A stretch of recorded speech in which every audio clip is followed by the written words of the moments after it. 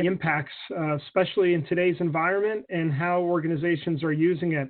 So if I could just get started by going through a couple of the housekeeping rules, we can go through that first.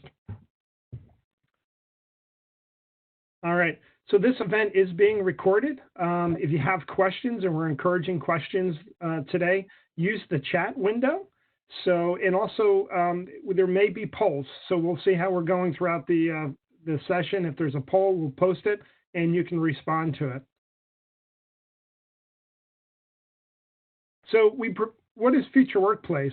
Future Workplace, we prepare HR leaders and their teams for what's next in the future of work with peer-to-peer learning and online courses. And it's really, it's an interesting time for Future Workplace. We've been thinking about how is work changing? How are people learning differently? How are they collaborating differently? What does the physical environments of work look like? We spend a lot of time and effort researching these very subjects. And I was just talking to Derek before the call, and we're saying, wow, really interesting times. We have everyone working remotely at this point. So if we were ever going to really think about how this is going to play out, well, here we are, right? So some companies are catching up to make sure that the continuation of business is as normal as possible. Other companies are really testing what they've been building out, and it's accelerating what they saw as the future of work. Also, in addition to the future of work, it's really how are people going to learn, right? And we're going to spend some time today with Derek, who's a thought leader in the space, talking about how do some of their clients utilize their technologies and services to really transform the way people learn and what's the impact on their organizations. Next slide. So today we're here to talk about scaling a customer experience culture through VR training, and I'm going to turn it over to Derek. Really interesting. If you've not had the opportunity to meet Derek before or go out on the Strivr website, I just love stories, and I'm always inquisitive around. People are so talented, and they can do so many different things. And why do they do what they do? Why do they pour their heart, their souls, their passion, their energy, their time into what they're doing? And I think for me personally, Derek, the story was really interesting. So if you can share your story and just tell me a little bit about why you're doing what you're doing today, and we'll go from there. Absolutely. Thanks, Scott. I think I'm off mute now, so all good. Give me a thumbs up, Scott, if you can hear me, just so I'm clear. All right, great.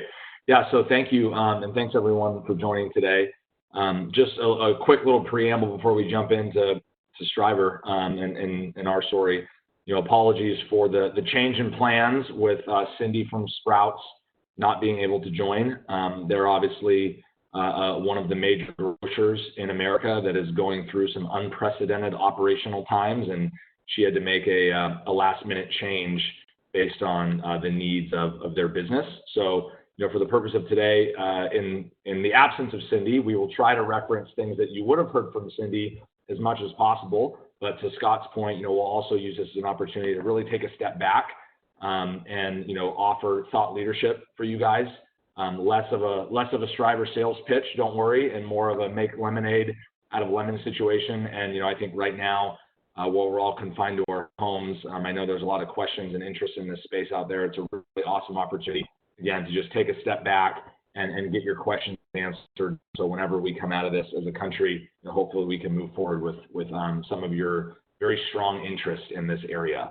To answer Scott's question and just to give a brief background on myself and Strivr, we are 5 years old. We started on January 2nd of 2015. We do have somewhat of an interesting founding story. So I personally went to Stanford here in Palo Alto as an undergrad, played football there from 03 to 07. For those of you who follow college sports, those were the dark ages of Stanford football. We were really bad when I was a player, but I did have a chance to play for Jim Harbaugh his first year when he came in and started to see the program kind of go on the uptick, which was awesome. I worked in consulting for a couple of years out of school, and then at USC. And what was crazy thought, I'm coaching before I turn 30, I will regret it forever.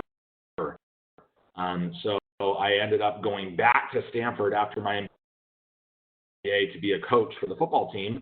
The hook was I was a graduate assistant, so I had to be in a master's program in order to get job. I didn't really need another master's, but that was the big, I had to do a thesis, master's program, and my thesis was with a professor at Stanford named Jeremy Bailenson, who runs the VR lab at Stanford University. He's been there for almost 20 years. And the thesis was to come up with a way to train football players using virtual reality, taking Jeremy's area of expertise and all the work he'd done for 20 years with my knowledge of sports and my research in VR as a student, and putting it together. We came up with this really cool prototype that got rave reviews from the players, other coaches that came through the office throughout the year, et cetera.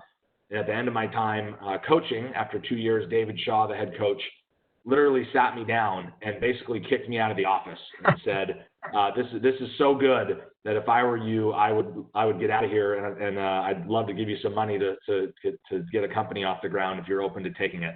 So that is literally how Strivr was born. Full disclosure, I kind of stumbled into it.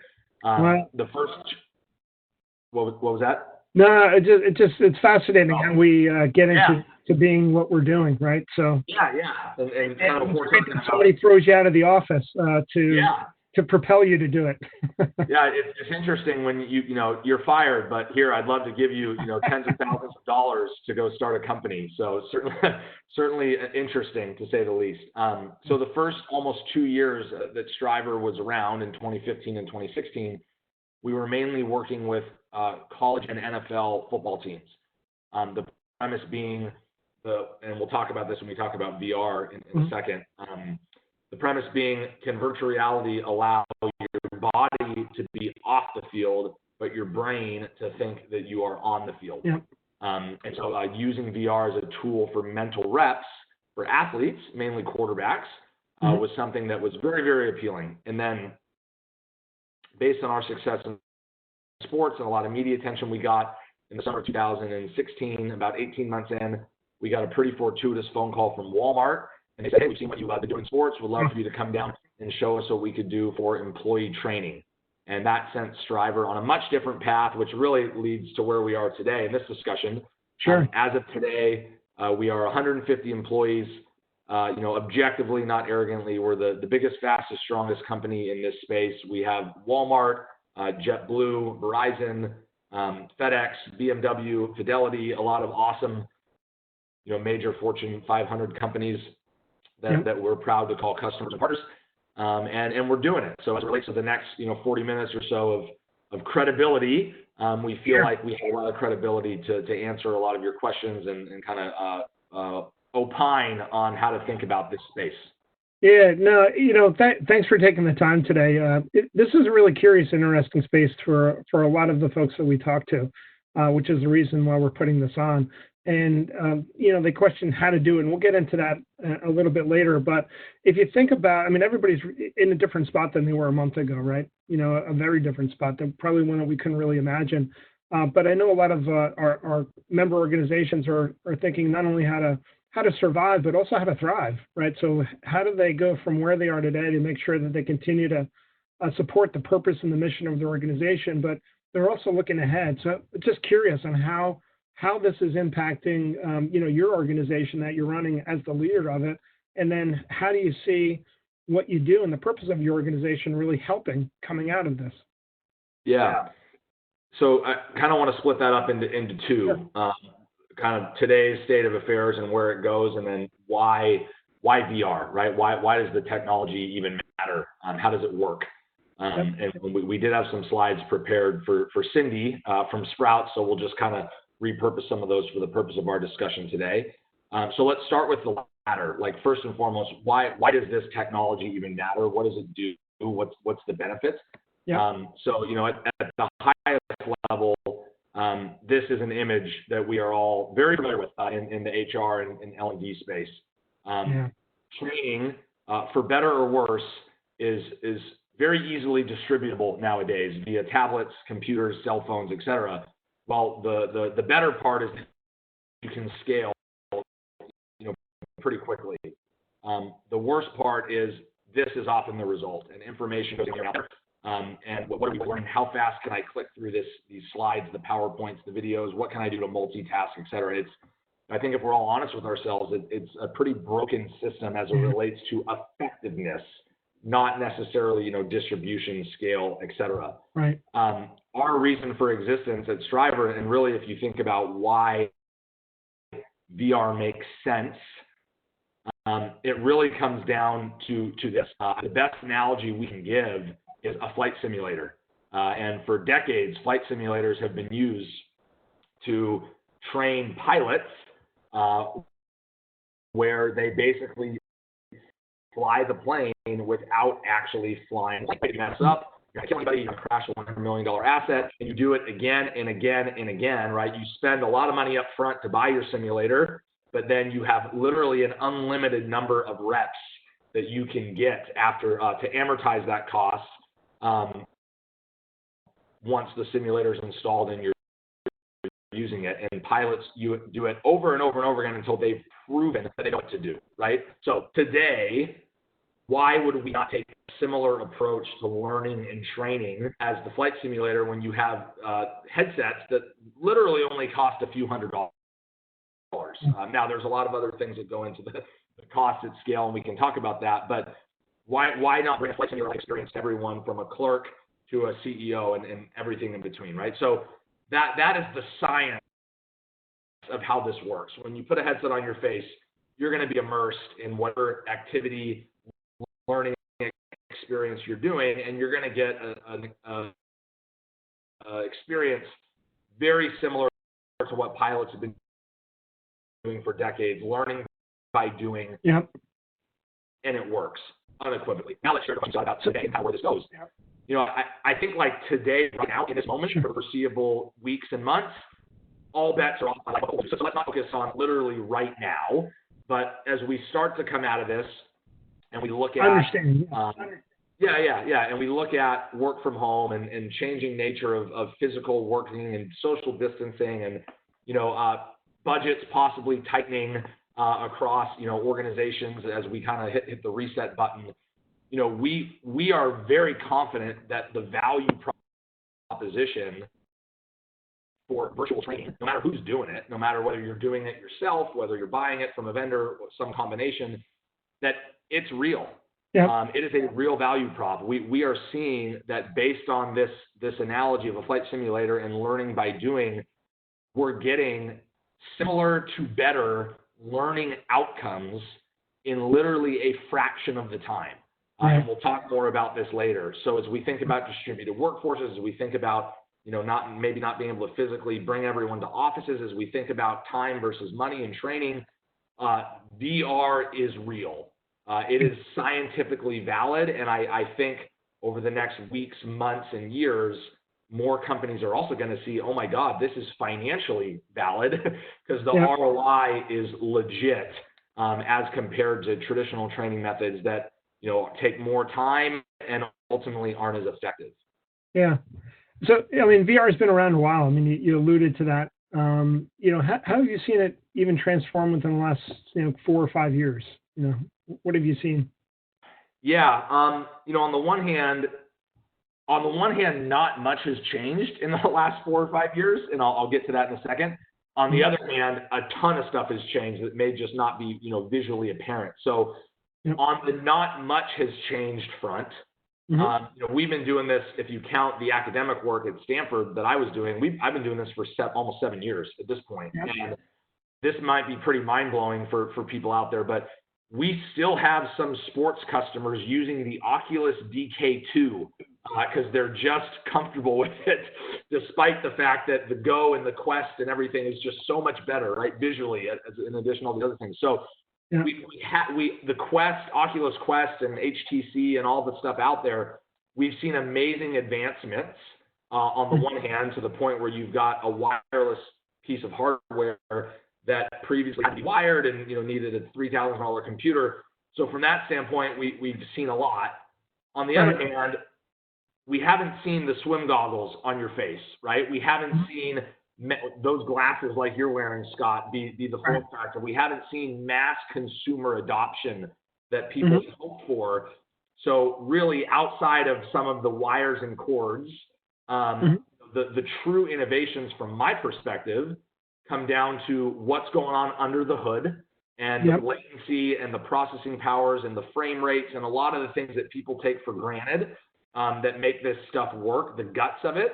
And then really what I call the change management, the social acceptance of VR, the organizations wrapping their heads around, okay, I just did this little pilot with 14 people. Now how do I think about going to 1,400 people, 14,000 people? You know, we're doing our part and showing what our customers are doing to scale, but I think the social acceptance has really improved leaps and bounds over the last couple of years. Yeah, so you say, you know, VR is getting some really great results, right? And we're being able to quantify those results, and, you know, it's scientifically supported, and organizations are showing results.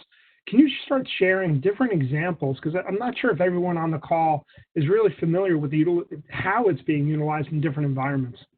Yeah, great. Let me just jump to a slide we were going to talk about with Cindy. So, sure. You know, there's a lot of, literally in every meeting we have with customers, ROI comes up all the time, right? What's the ROI on this going to be? How am I going to sell this in? How am I going to prove it works? And we actually stopped playing defense on that question about 2 years ago and started playing offense. And we would often ask the learning professionals, well, tell us the ROI on your current training. And often they couldn't, right? So that was a really nice kind of equalizer for us to realize we're all in this together from a how do we explain the ROI. So these are three ways that we are seeing customers measure the impact of immersive learning. And none is more important than the other. That's why this is a wheel and not a pyramid. So you've got, first at the top, you've got literally just knowledge retention and engagement. And this comes in the form of surveys, quizzes, tests, right? All the things we can do to test that knowledge, and I'll get to that in a second. Then you've got, you know, business metrics, operational efficiency, time reduction, cost reduction, like I mentioned before.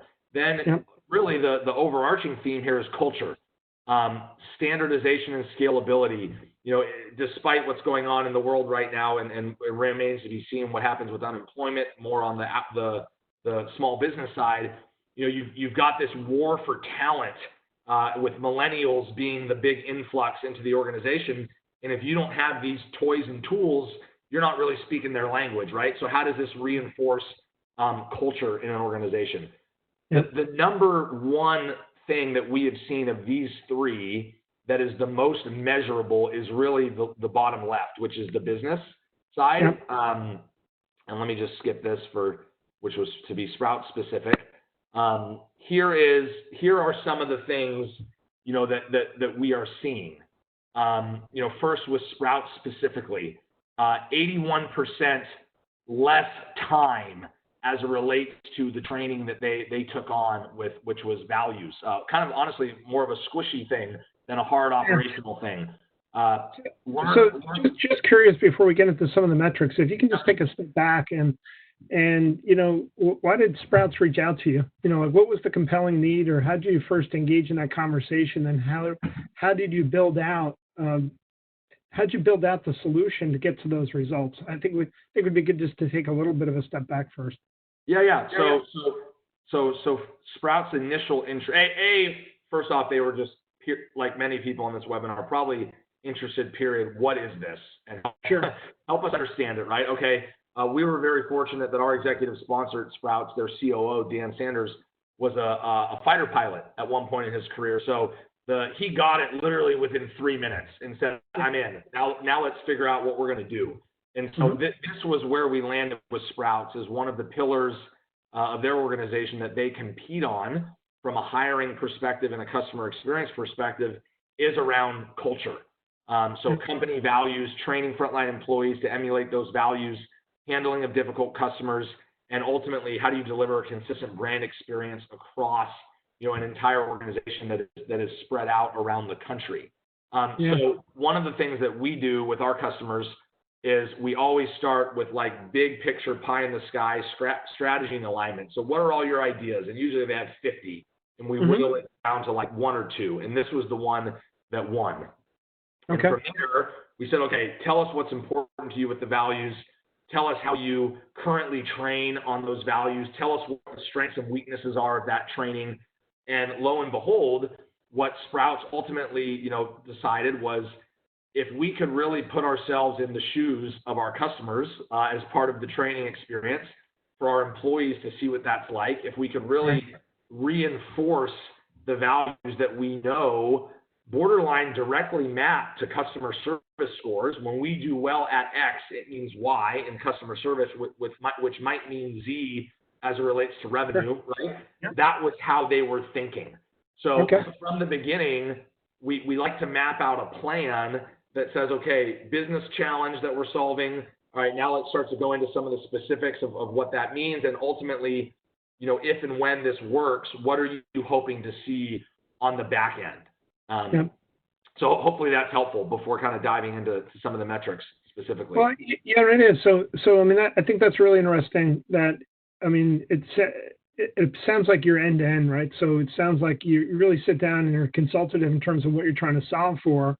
And yet you're also saying, what do we need to get out of this, right? So somebody is going to ask, like you said in that example, it's great that he's a fighter pilot. He's familiar with the technology. But at the end of the day, he's looking for results, right? So he's looking for a positive impact to the bottom line. So maybe you can just walk through what that looked like, and maybe use Sprouts as a specific example so we understand what you really developed and built for them and then how it was utilized. Here we go. Yeah, that's great. So this picture that we were going to have Cindy walk us through, but I'll do it. This is how we engage with customers, whether it's the first time or 3 years in, like with Walmart. So I already mentioned strategy and alignment. And to be candid, a lot of step one happens before a contract's even signed. A customer gets it for free. We're trying to bring this to life to sell to them, and they're trying to conceptualize it to figure out whether they should buy it, right?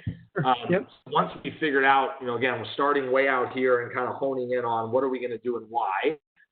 Then we move to step two. Okay, we know that this is the use case we're going to take. This is the problem solving. This is the use case or use cases.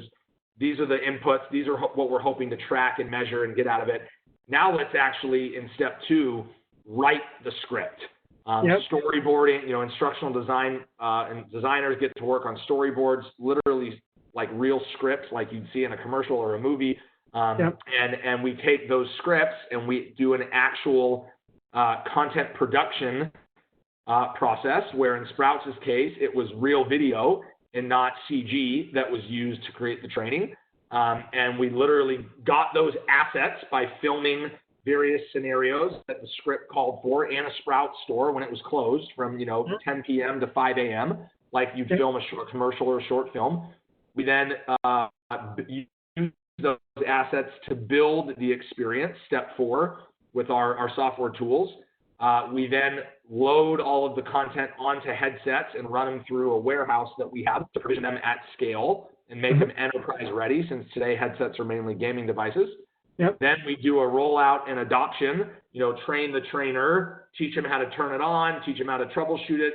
We made a video to kind of send out as a hype reel for all of the organization to see this is coming to a Sprouts, near you. And then lastly is we're moving through deployment, rollout, ultimately people start using it.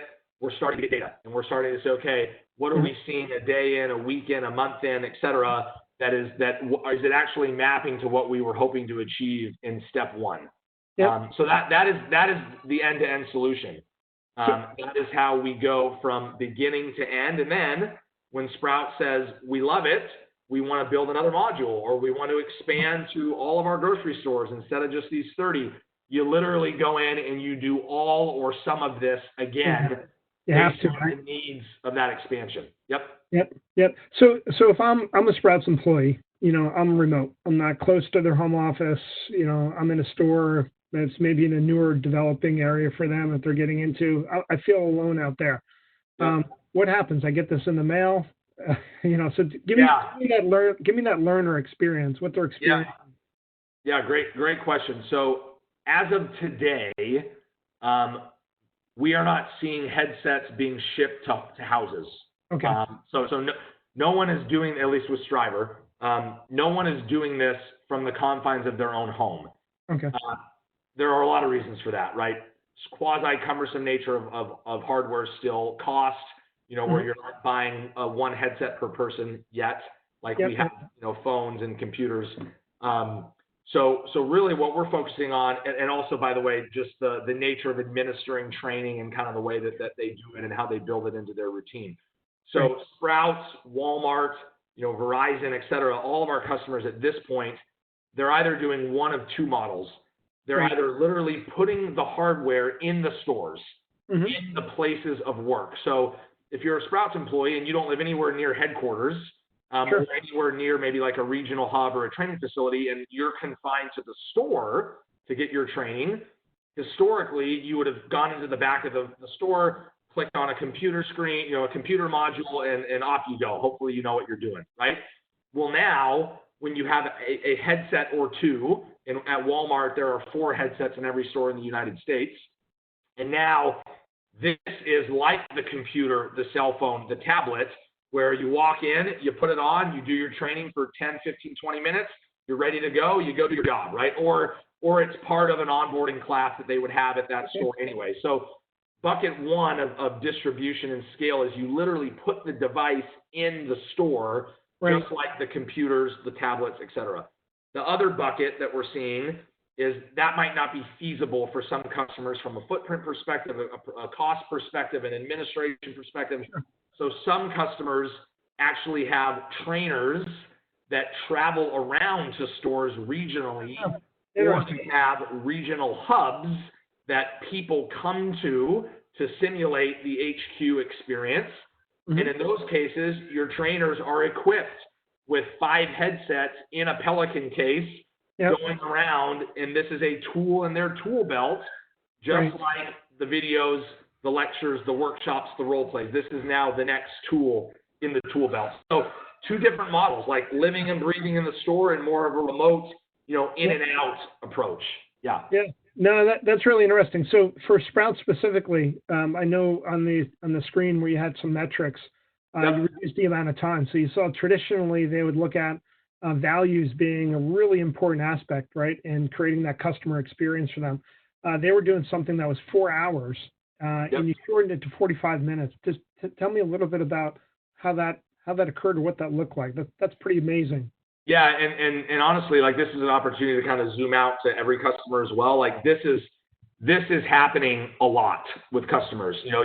My onboarding is 100 hours. I need to get it down to 50. My onboarding is 20 hours. I need to get it down to 10. 4 hours down, right? So we're seeing that whether it's an hour in front of the computer compared to 10 minutes in the headset, or whether it's a 4-hour training that now you do with a combination of VR and other lectures, and you get it down to 45 minutes, we're seeing that the output from a learning perspective is borderline identical.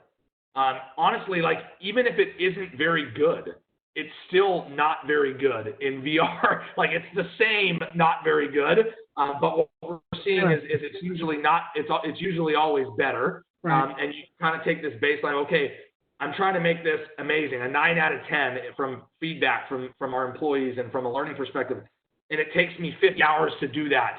Can I still get a 9 out of 10 in 25 hours? And the answer is yes, right? So Sprouts, in comparison to the 4 hours of teaching people the values, they now literally saw that they're just as prepared or more, taking us to bucket 2 in a second, Yep.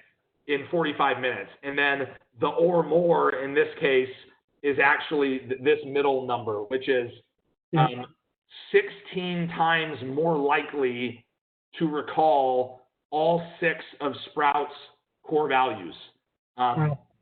Cindy would, I will not do this justice compared to what Cindy would have said, but when you look at the thousands of people that we put through the kind of initial wave, literally 16 times more, right? So you're talking single-digit percentages of people that could recall all, hours later, days later, weeks later, and now you're above 50, getting to 75, 80% of people that could recall all of the core values, right? And then just from a soft, level 1 in the Kirkpatrick model, 8 out of 10 people are more engaged. They agree that this is better. This is something they would like to learn on in the future, et cetera. So that was Sprouts specifically, and what was really the justification to put this in all of their grocery stores far and wide.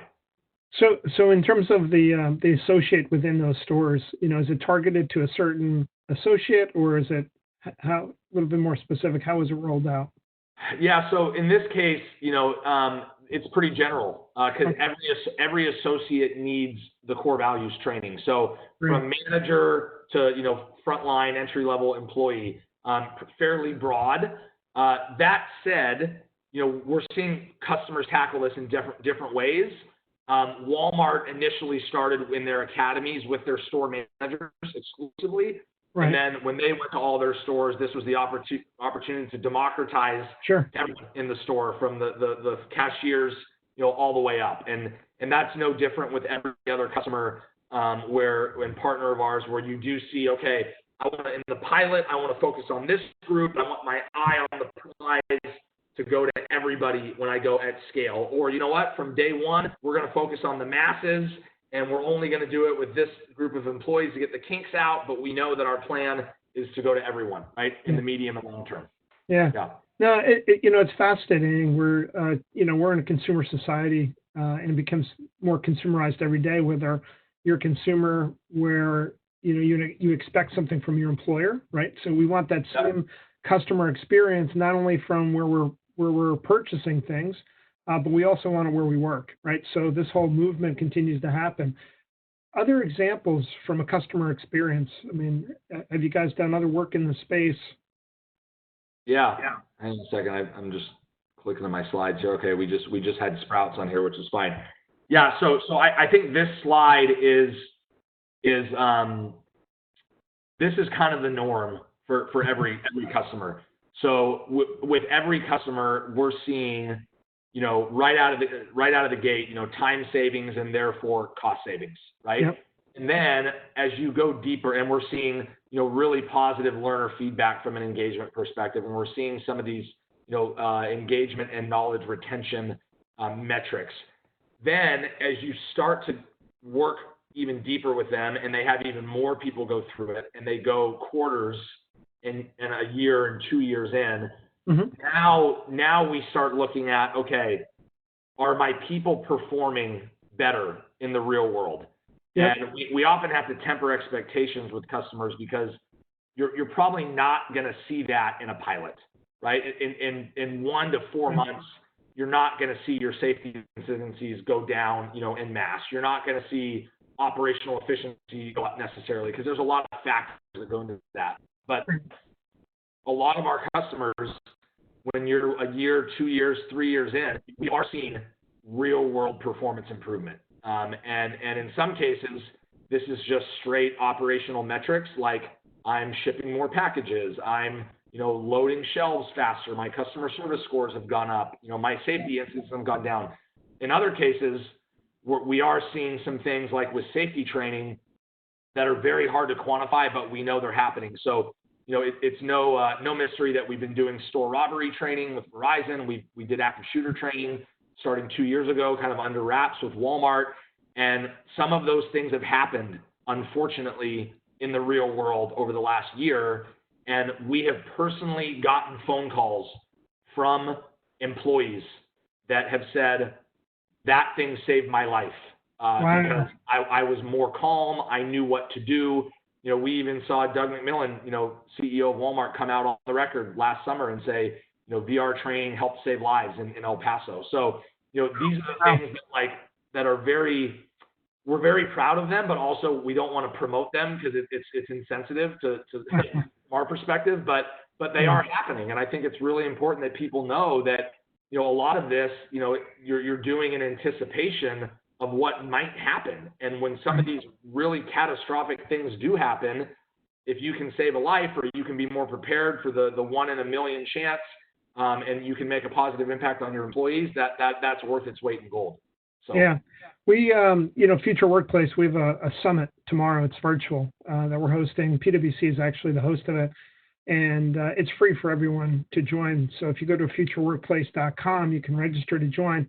But we do have Verizon that's going to be sharing that story for anyone that's interested around what they were doing and how they partnered with Strivr to have a pretty considerable, make a considerable difference to better support their employees. So, your point is well taken. It's not something that you want to scream about, because it's really a sensitive nature. But when I heard I had a chance to experience that, right? So I sat down with Verizon. They walked us through what that was like and what that experience was like as that learner. And just for those that are on this webinar, I encourage you to come tomorrow because you feel it, right? So I just want to reemphasize when we're talking about we're taking an experience and making them as real as possible. I wasn't in a store. I felt like I was in a store. I felt like my heart was beating faster. I was watching something that was scary, that somebody was coming into the store, and I was asked questions on how I would react in real time, and you feel that panic. And it's amazing that you're able to feel that. So it doesn't surprise me that somebody's going to follow up later on and saying, thank you. I didn't know at the time when I was going through it just how much I was retaining and learning, but they retained something in the most critical point in their life and was able to apply that to safely get out of the situation. So what a phenomenal testimony. So again, I encourage everybody to go to futureworkplace.com and sign up for our Future Workplace Summit. Oh, yeah. And Scott, I think that's important just to go back to how we let off. And I know when we wrap, we're going to talk about where's this all going. And I've got one slide for that. But I think you're hitting on something really important, right? And again, this is a thought leadership discussion. This is just about immersive learning, not any one company. Right. What you just described, it is literally impossible to put someone in that scenario to train them unless you want to bring your entire employee base in at midnight when the store's closed. You want to hire a bunch of actors. You want to get, fake guns and whatever, right? And you want to, and so that is not going to happen. Right. There are overtime laws. There are union laws. There's so much that's in addition to costs and logistics. So when you think about, again, back to the pilot in a flight simulator, right? Whether it is an extreme scenario like an active shooter or a robbery, or whether it's something basic like someone walking up to you and asking where something is on a shelf. You just can't simulate these things sitting in front of a computer or getting lectured to, like we're lecturing to people right now, to be honest, right? Like you just can't do it. So that's really how we push our customers to think is, hey, there's a big range of what what's on your mind here. Some of them are going to be really mundane, but operationally critical. And some of them are going to be once in a lifetime type things, but you want your people prepared because you literally may save a life or save your company hundreds of millions of dollars or in lawsuits or whatever, right? And then there's everything in between. So when you think about it that way, that's why no matter what happens in the world with COVID-19 and kind of when we all go back to normal and we come out the other side, I'm personally very excited about this category, even if it has a slight lull in the action as many industries are having with what's going on today, because I think companies are already taking a step back and saying what really matters. And now when I come back and kind of look at re-engaging my workforce, what tools do I need to give them to succeed? How do I need to help them? How can I do this maybe more time effectively, more cost effectively? And that's something that I think is a really big deal, and we're excited for it. Yeah, no, we're in discussions that's similar. It's how do we make sure that we're operating the business the best we can, and we're taking care of people, right? So we're taking care of our employees, we're taking care of our customers. And the human side is really coming for the forefront of this, which is phenomenal. But it's also accelerating something, right? So I think a lot of our members and non-members and organizations were thinking about how are we going to reimagine and transform learning? What is that going to look like, and what's available to us? And I know you have other examples, so I think I'd be curious to share maybe one or two other examples so that everybody on the call can really understand maybe the differences between, VR and AR and the examples and bring that to life. Thanks. Yeah. So here's kind of my grand finale, before we answer any questions, more from where is this going? And we get that, question asked a lot. So here's what we've tried to do, to frame this. There's two things going on. Number one, there's employee development, learning, training, HR, et cetera, right? And so what we've tried to do is we've tried to make this stupid simple for everyone, as we can see on this image. What happens in every company of every size? We hire people, we train them, and they do the work, right? Now, of course, there are nuances, and of course, everybody has their different spin on it, and that's fine. But this is the most basic way to show how we bring people into the organization, we develop them, we redeploy them, etc. Then the other bucket here is there's this whole VR, AR thing, right? And how is that going to impact the world? And for the purpose of this discussion, employee development. So really quick, in 45 seconds, I'm going to assume that no one knows anything about these two technologies. And let me just briefly explain what they are. Okay. VR is complete mental transportation. So when you put the headset on your face, you shouldn't see any light. The way the tracking works, when you look around, right, or you move your body, right, your body will be in one place, but your brain will think you're somewhere else, Scott, like you just said with that Verizon store example. That is VR, immersion and mental transportation. AR is exactly what it sounds like, augmented reality, augmenting the world around you. So whether that is a car windshield or a helmet with a face mask or those glasses, AR is augmenting the real world around us to give us stimuli and overlays and all of these things that will impact what we see in the real world. The vision for this is Minority Report. I'm sure a lot of us have seen that movie, which on the one hand is pretty scary, where it's your eyeballs doing all this. You know, on the other hand, it's kind of where the world might be going in this space. So now when you combine the two and you say, okay, where is this going in HR and in L&D and in employee development? Our perspective is VR will be highly impactful in hiring and training due to how we led off this discussion, the flight simulator, right? So simulation-based assessment in the hiring or the promotion or the role change phase, simulation-based learning in the training phase, and then when AR is really ready for prime time, which I think is probably 5-ish years away, AR will be the doing technology, where the cars are going by me on the assembly line, for example, and the glasses are literally telling me what to do, right? And we see all of these flowing together from a hardware, software, data, predictive analytics standpoint. But this is our view of the future, and when you kind of drill in with people, you know, they're pretty aligned when they see this. So this is where we see it all going over the long haul. Really, really fascinating. You know, if you think about what you're doing today to have an impact and where you think it's going tomorrow. If anyone has any questions, feel free to post them in the chat. We'll have a chance to address those as well. You mentioned something before around, you know, soft skills, right? So, you know, having difficult conversations. How is this technology being utilized to handle some of those things that are hard for people to get their arms around in traditional training or really any training?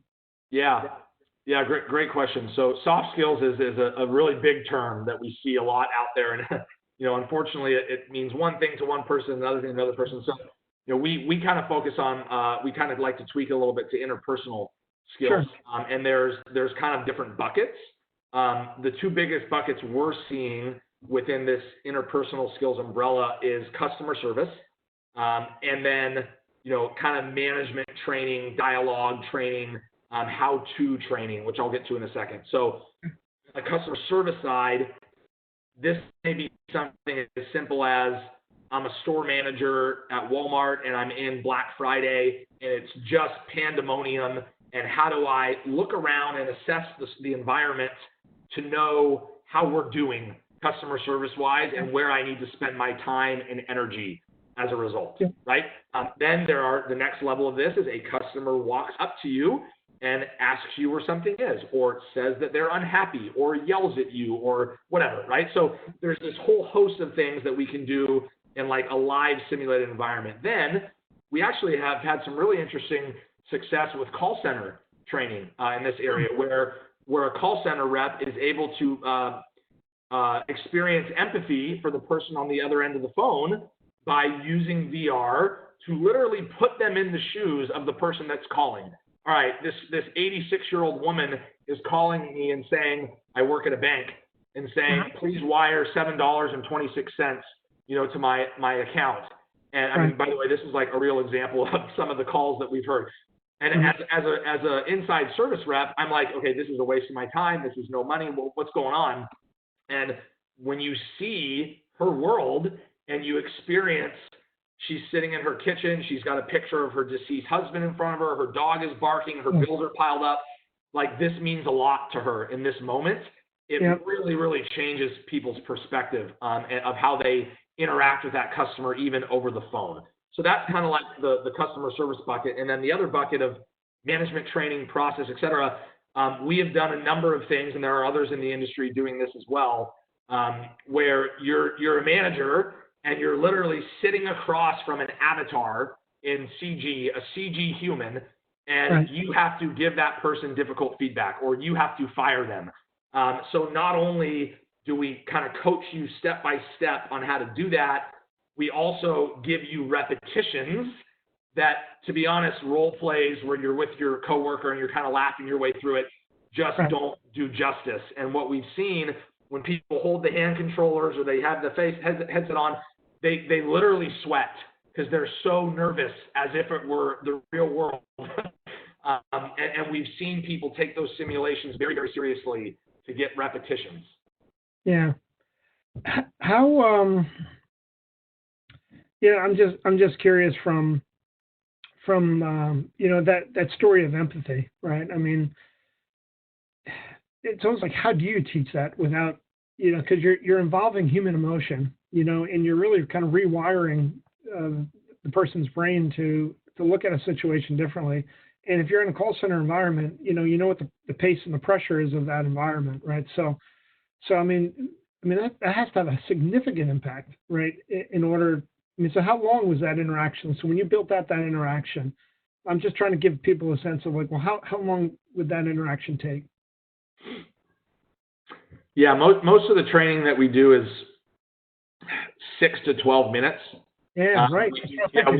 We take a less is more approach, and we focus on kind of the micro learning theories and kind of space learning in the way that has been scientifically proven that the brain works. Right. I'd say the longest experience that we've built for customers is 20 minutes. Okay. Now they may go through VR for an hour, where it's put it on for 6 minutes, take it off, talk about it. Put it on for 12 minutes, take it off, talk about it, right? So you may have 20 to 30 to 40 minutes of total time, but you're in and out. We just don't recommend to spend more than 20 minutes in the headset, or it starts becoming, headset fatigue is real. Yeah. Perfect. We've got some questions. Question from Charlie is, how do you sell this internally? It sounds like it could be a big undertaking, he says. Yeah, so going back to our, going back to this, that is step one on the end-to-end solution is helping you sell this internally. And again, I know it sounds simple, but we literally sit down with you and say, okay, what are all your ideas? Okay, cool. What business problem are these ideas solving? All right. Of the 40 ideas, 30 of them are out because they're just fun, and they don't solve a business problem. Okay, now we have 10, right? Okay. What were the 3 strategic initiatives for the organization from the CEO this year, or from the CHRO, or whatever, right? So we just keep whittling and whittling, and we end up focusing on a real business problem, 1 or 2 use cases that help map to that business problem, and we build the plan together for what you are hoping to see in your pilot, and then how that will impact the organization at scale when that pilot goes well. And then the other thing that we really strongly recommend for selling internally, outside of all the ROI that I shared and all that, we actually recommend that from day one, you establish a VR governance board within your own company. So what I mean by that is, to date, we have not seen a pilot go poorly. And by that I mean, the metrics are always there, the energy and enthusiasm is always there, but what we have seen is some pilots go into purgatory because there wasn't a plan from the beginning to expand, while others flourish. And the ones that flourish had this VR governance board from the beginning, a HR and L&D representative, a finance representative, an IT representative, a operations, a health and safety, right? So getting those stakeholders aligned Bingo. up front and involved throughout the process is just as critical as Yep. the steps you have on the screen right now. Okay, great. Yep. And when you do that, not only do you hear about all of their pain for how you're going to roll this out, right? And they're part of that process, but most of the time, as soon as there's that internal announcement that, hey, we're piloting this, or the pilot went well, we're scaling it, everyone comes out of the woodwork and everybody wants to do something that impacts their business unit. So when you build that filter from day one, you're able to withstand the floodgates that start to open, and it sets you up for success, both operationally and financially with the organization going forward. That's great. Another question is, everything work in VR, or are there things that work well or not well in VR? Yeah. So again, back to the 40 ideas that we whittle down. Like, there are a lot of things, a lot of ideas that I'm sure people have right now that we would recommend sticking to the real world or traditional 2D, right, et cetera. We get asked about sexual harassment training all the time, because we all know how painful those sexual harassment videos are, and also it's a real problem that we would love to help solve and improve in the world. The challenge is there's very rarely an ROI attached to those types of trainings, again, to sell internally at scale. That's something that should be on the list for sure, but more over time. It's really hard to kind of say, okay, what am I going to measure here? What output am I looking for, other than you went through it? And the list goes on. So there are a number of things that we will hear from customers that we just say, you know what, that is not a good fit for VR today, or it shouldn't be one of the first 5 things we do. It should be in the next 15 things that we do. So really in the prioritization of it, right? So it sounds like there's a lot of opportunity within organizations. You want to help them focus and prioritize so you can get that result.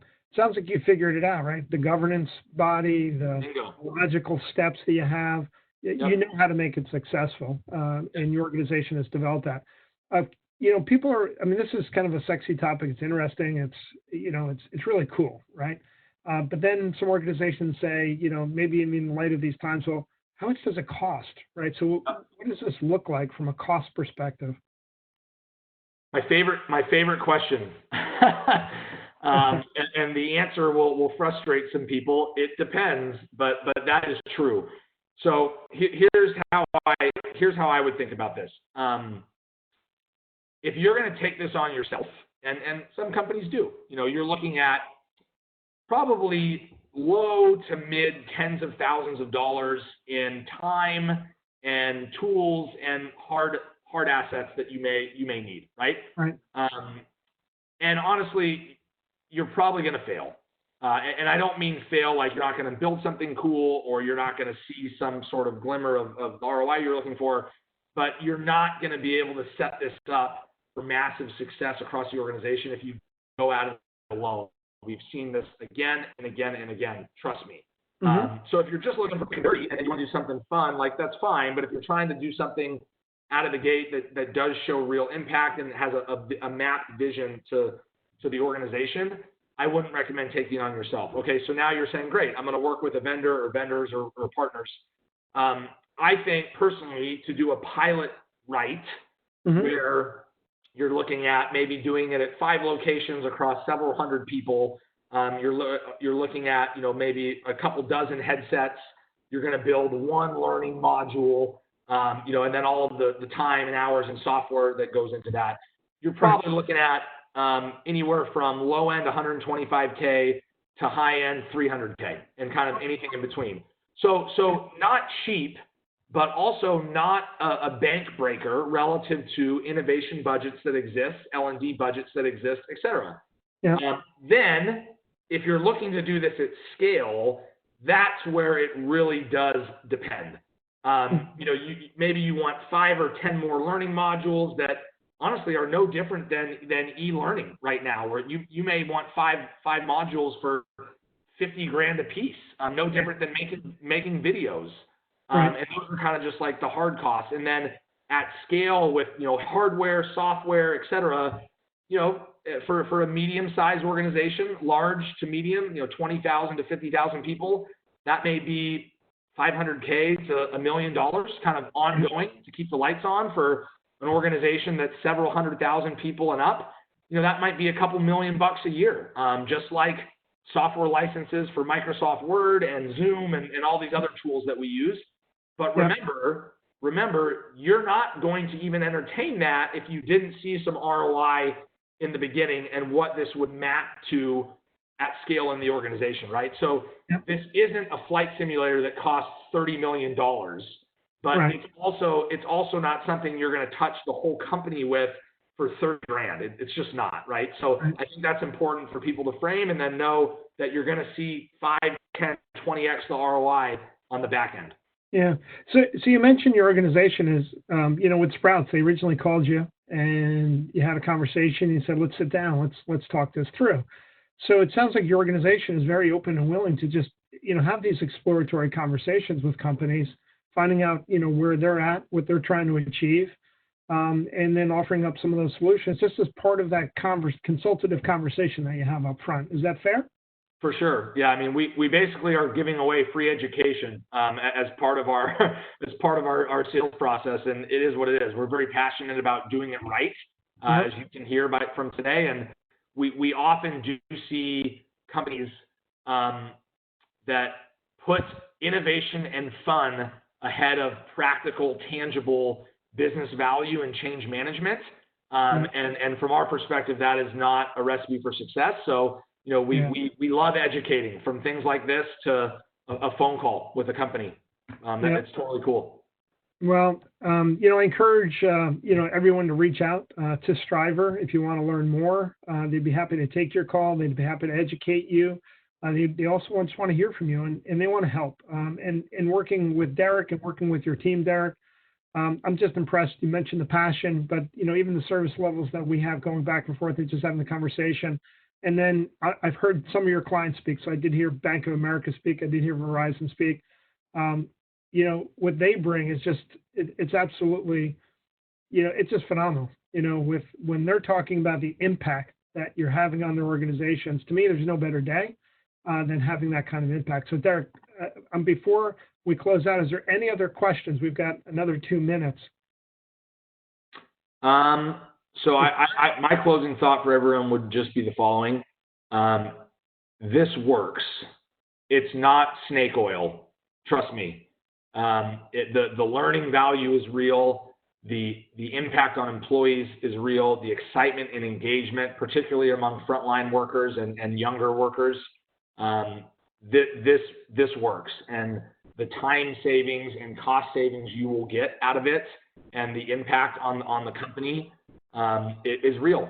And, whether you're working with us or someone else, it's all good. But I would really encourage everyone to jump in and do something versus sit on the sidelines so you can get those kinks out as the technology only continues to get better, because it is the real deal scientifically.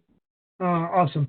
Hey, Derek, thanks so much for your time. Thank you, everyone, for joining. Again, if you want to learn more, Verizon will be speaking about this tomorrow at the Future Workplace Summit.